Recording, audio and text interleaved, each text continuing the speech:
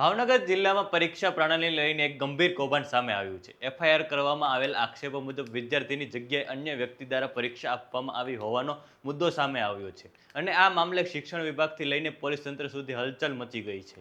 જિલ્લા શિક્ષણ અધિકારી અને મહુવા ડીવાયએસપી દ્વારા પણ આ મામલે મહત્વપૂર્ણ નિવેદન આપવામાં આવ્યું છે. આ સમગ્ર ઘટનામાં ખરેખર શું બન્યું છે અને તંત્ર શું કાર્યવાહી કરી રહ્યું છે, સાંભળો.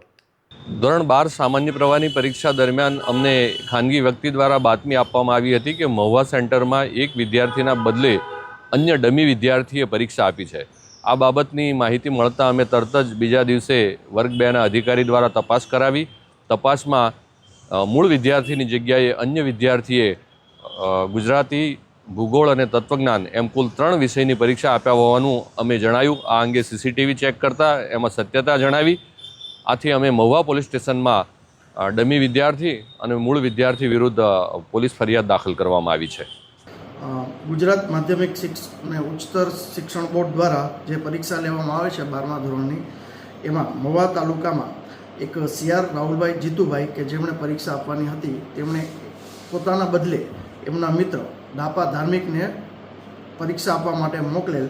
આમ ડમી વિદ્યાર્થી તરીકેનો ગુજરાત માધ્યમિક શિક્ષણ અને ઉત્તર માધ્યમિક શિક્ષણ બોર્ડ દ્વારા એક ગુનો મહુવા ટાઉનમાં દાખલ કરવામાં આવેલ છે, જેણે જાફરી સ્કૂલની અંદર ભૂગોળનું તથા મધુમતી સ્કૂલની અંદર તત્વજ્ઞાનનું પેપર આપેલ, જે બાબતનો ગુનો દાખલ કરી આગળની કાર્યવાહી મહુવા ટાઉન પોલીસ સ્ટેશનમાં તપાસ ચાલુ છે.